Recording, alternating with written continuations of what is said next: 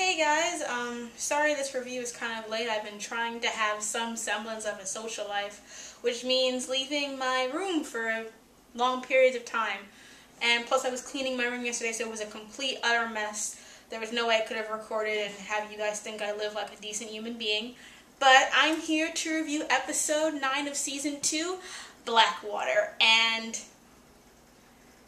oh yeah, I got some opinions.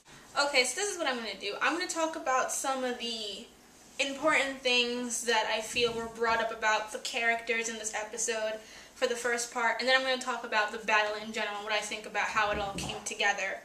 First I want to talk about the Hound, because the Hound is a character that has not been well developed in the show. I think that this episode that we've had is the episode that we've heard him give the most dialogue or have the most screen time in about 2 seasons, which is something I don't really like, because I feel like his character is important to the evolution of, Sansa, and they've completely negated parts of his character. However, in this episode, so we finally got to see some of who the Hound is, what his character is like, and what his personality is like, that gruff, aggressive side to him. And I really enjoyed that. He had some really great lines. I love when he was just like, fuck the King's Guard, fuck the city, fuck the king. I was like, yes, let bitches know, get it, oh yeah. And so I was really excited, because the Hound is one of my top 3 favorite characters in the show, and I feel like to a degree they have weakened his character, but at the same time I also like his character. I have accepted that the TV characters are going to be different from the book characters, but I want the depth of those characters to be carried on. So I like Sandor, and in the show, I like that they toned down his cruelty so you can see the more humane parts of him and things like that. But I also feel like I wanted to see that angry, harsh part of him that exists outside of the battlefield. All they've really focused on is the fact that he enjoys killing. And that is just one part of his character. Larry from Otaku Assemble, I'm going to address 2 things that he brought up in his video at different points. But this first one, he was wondering, why did Sandor leave during the Battle of Blackwater? Well, in season 1, Littlefinger had a discussion with Sansa about the Hound's past. Originally, this was supposed to be Sandor telling this to Sansa. It's supposed to be the beginning of their kind of relationship build-up. And when Sandor was about maybe 8 years old, his brother, Gregor Clegane, the Mountain, took his face and he basically thrust his face into a fireplace and held it there. And that's why he has those burn scars. And ever since then, he has been deathly afraid of fire. And, at first, it's kind of okay, but then the entire city is kind of like slowly burning, all this fire is around, and he is just not here for that. And that fear, and just, that on top of the fact that half his men die, and all those kind of things prompt him to just leave, because he's like, nope, fire is the last straw, he was done. And I also like the scene between him and Bronn. Bronn, Sand, broship now. I like this scene because they don't really interact in the books. This is not a book scene, but I just love the fact that they just had Sandor interact with someone, because I just kept watching the thing like, Bronn would totally be who Sandor was if Sandor did not have the emotional baggage from his family relationship that he has in the show. And I'm hoping that later on when he interacts with other people, that they will finally develop his character. So I'm looking really forward to the what they do with Sandor in season 3. I really liked the Sansa Cersei scenes. I feel like these scenes are extremely important to understanding what makes Cersei tick, and also understanding the parallels between the character of Cersei and the character of Sansa. Sansa is, to a degree, who Cersei was. The optimism, the desire to marry someone for love, the romantic ideals, the not being educated in things to make her more productive member of society, but to be a wife and a mother. Those things are things that they share. And it was through her marriage with Robert Baratheon that Cersei lost that innocence and that outlook on life and became bitter and who she is. And Sansa is the same way, in the sense that her relationship with Joffrey has ripped her of that innocence. Except that Sansa, unlike Cersei, is not bitter. Sansa's not hateful in that way.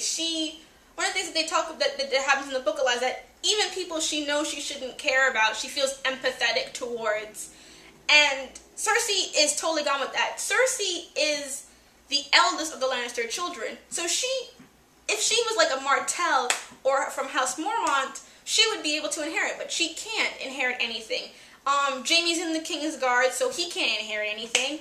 And so Tyrion's the one who's going to inherit. And Cersei feels like it's wrong because just because she's a woman, she is being excluded from that political grounding. And this is very important because a lot of people talk about how like characters like Kat and Cersei don't seem to have this kind of intellectual side that some of the male characters have.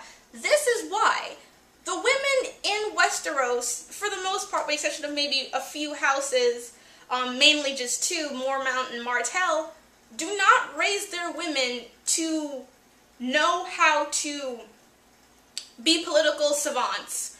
They're not taught those things. Like, even with Cersei, she probably has seen Tywin give a proclamation or win a battle or things like that, but she never was there to see him with the tacticals. He was never there to see like him discussing things with his men, getting into the mentality of why he made those decisions. All she sees is the after effect, and she thinks, I have to be cruel like my father and that everything will work out, and he did this, so I'll do that and it will work out. But she doesn't get why Tywin does those things because she was never taught to do those things.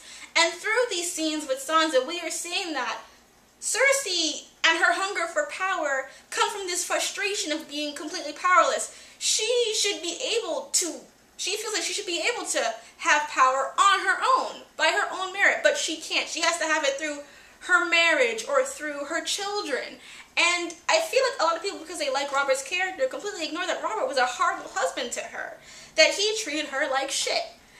And all of that has made her part of who she is. I mean, I'm not getting around not excusing everything that she does, but I think it's important to realize that Cersei is more than just a maniacal crazy bitch. She has a depth to her that comes from her frustration with the gender equalities in Westeros. And if she had had a chance to be educated, to have, the right for her to rule in her own right, she would not be the person that she is today. And I love Sansa in these scenes because you kind of see how, like, she's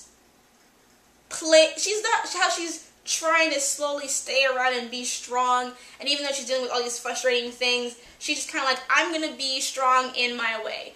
Because that's the whole thing with Sansa's character, is that she does not resort to becoming what she hates in order to survive. She stays true to who she is, but she also survives and lives through. And she can be snarky and sarcastic, like the whole thing with Joffrey. She's like, of course you're going to be in the front lines. I mean, my brother does it, and he's not even a real king, so you should totally be in the front. So she knows how to play the Game of Thrones, but she plays it through her own means. And Cersei's trying to make Sansa into another her, but Sansa is trying to resist that because she doesn't want to be Cersei.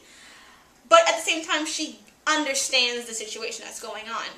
Building off from what Larry said about Cersei and her being crazy with the whole situation where she's going to give Tommen the poison, I do think that Cersei has a lot of crazy elements to her character. This, to me, is not proof of one of them, and let me explain why. To display it properly, I'm going to do a little backstory about what happened during the rebellion. This isn't spoilery. I don't think it's not telling you about anything that happens in the future. It's talking about what happened in the past and those details. So if you don't want to hear that, just skip. I'll let you know in a thing when this goes away, but bear with me. Okay. During the battle, during the war between the Baratheons and the Targaryens, under the orders of Tywin Lannister, the Mountain, Gregor Clegane, was ordered to kill the Targaryen children. And so was another member of the Lannister family. I think it was Caven. I don't remember how to pronounce the name, but that guy. Caven stabbed an 8-year-old girl, Targaryen girl, 50 times because she wouldn't stop screaming. So he kept stabbing her until she died. Gregor Clegane took the baby, smashed it into the wall, and while the guts and brains of the baby was still on his hand, he raped and then killed Rhaegar's wife. Ella Martell. That's why we gotta get those motherfuckers back, because we hate, you know, fuck Lannisters. And so Cersei knows that this is what could happen to her children. She knows that there's a chance that Tommen is gonna be slaughtered. She is gonna be raped and killed. Joffrey's gonna be killed. You know, and she does not want to see her children suffer. Even though it's a different situation, it reminds me of Beloved, about how the mother killed her children because she would rather kill them than have them be put back into slavery. As a mother, you would rather bear the guilt of doing that, to end your child's suffering quickly, than to see them deal with that kind of torment, and to have to watch it as well, because they would probably save Cersei for last because she's a woman. And so I understand that. Or like even another example, in Mice and Men, when he kills his friend to save him from the torture of being attacked by this lynch mob. That to me this scene does not prove to me that she's crazy. If anything, it proves to me that how desperate she is and how much she cares for her children, that she is willing to do this. Because I know in my own personal experience, I remember when I watched Titanic the first time, and I saw, you know, the children are sinking and they're dying and they're going to drown to death. As a parent, as a potential parent, as all of us are, could we just sit there and know that our children are going to die these long, painful deaths and not try to put them out of their misery sooner? Maybe that's wrong for me to think so, but I feel like if I had a child and I knew that we were both going to die and that they would be having this long, painful death and there's no chance that they're going to survive, I would make their death as peaceful and painless as it could be. And that's what Cersei was trying to do in this situation with Tommen. And so while I do think Cersei is definitely crazy, and that will come up much later, this scene to me does not prove that she's crazy. I thought that the Sandor Sansa scene was good for what we had to deal with all the changes that have been done with the characters and stuff like that. Because if you're trying to do the scene the way it was originally intended, it wouldn't make any sense, because they haven't had any of the build-up in terms of conversation and events for any of the stuff that happened in the books to happen in this scene. But I think this scene does show that Sansa is partly growing up, like especially with the doll symbolism at the whole time about, you know, that's like when Ned gave her the doll, she's like, I don't play with dolls anymore. There it is, a piece of her innocence, a piece of that youth, and her being able to look the Hound in the eye and realize that, you know, even though he's this rough, scary person, he's probably one of the safest people that she knows, and that just because he looks a certain way doesn't mean that he's evil, is part of her realizing that fairy tale thing that she believed in is a lie. And so I felt like this scene worked for what they had to go with in terms of build up for Sandor and Sansa. And for people wondering, like, why didn't she go with him? There are a number of reasons, because it also didn't happen in the book, she didn't go with him, but also she thinks that Stannis is going to win. And if Stannis is going to win, she is just going to wait it out and wait for him to come, because he has no problem with her. She's a hostage. He isn't going to kill her. She'll be like, fuck Joffrey, fuck the Lannisters. So she's just like, I'm going to hold out and I'm going to wait for homeboy Batman Stannis to come up in here and set things straight. So she's not going with the Hound because of that. And I understand that. So everything else that happened in this episode, I like the battles. I like the explosions. I loved Stannis coming up in there and battling like a champ. Like, every time, as I watched him fight in this episode, all I could think is how inspiring I would feel as a soldier, seeing the person who I want to be my king out there in the front fighting. Like, that raises morale. That's why when Joffrey left, people were like, what the fuck is going on? Like, why is he leaving? Because when you see the potential ruler out there willing to risk his life just like any other man, it makes everyone equal, even though he's high. You are willing to follow him because he's willing to face death just like you. So that's why Stannis is my man, holla back. And I was mad when Tywin came up in here and ruined all my shit, because I don't like the Lannisters anyway, so whatever. But Tyrion was doing his little inspirational speech like, you better come up in here and fight because bitches be tripping and you are gonna get killed. And Rand's like, this is your city, defend it for yourself. Forget Joffrey and the king. Tyrion was really, really good in this scene. I missed the chain. I do miss the chain, but at the same time, I thought the wildfire effect was really well done. I loved the explosion. I was like, oh shit, you know, when that drum beat came on Davos show, I was like, yes, twerk, twerk, twerk, twerk, twerk. But I feel like for the budgeting and everything that they had to work with, they did a really good job. I mean, you saw the Hound slashing in people. Bronn saved his new best friend, shooting an arrow at some motherfucker's face. You know, Bronn was awesome. You know, there are some disappointments. It isn't as big or as epic as you think it's going to be because it's described with such detail in the book, and you have this image of this like, man, it's a real big thing, which I understand, but at the same time, it's like, you can't do that on this budget. I mean, that explosion itself costs, I don't know how many millions of dollars to just do, so it's like, you can't, you know, have, even though you want to make this as big as possible, you also have to make into consideration, like, you have to budget this entire season. So even though the battles may not have been everything that, you know, I thought it should be or wanted, it still satisfied me in that sense. So I was happy with it. Like I said, Varys, I love him, you know, he's the bomb diggity, the spider knows all, and I'm really interested to see, like, more of what he knows. And I really loved his character. Next week, you know, they gave Littlefinger Sandor's dialogue again. Don't know why they're doing that. Well, actually, I do, but I still don't like it anyway. So, I'm looking forward to next week. But this episode, it really was like, I did enjoy it.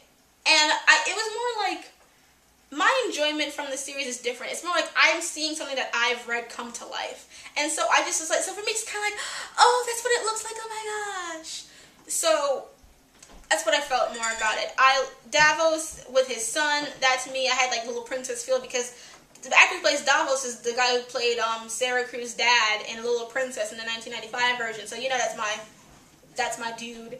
Poor Lancel, he's just a little dork. He don't know what he's doing.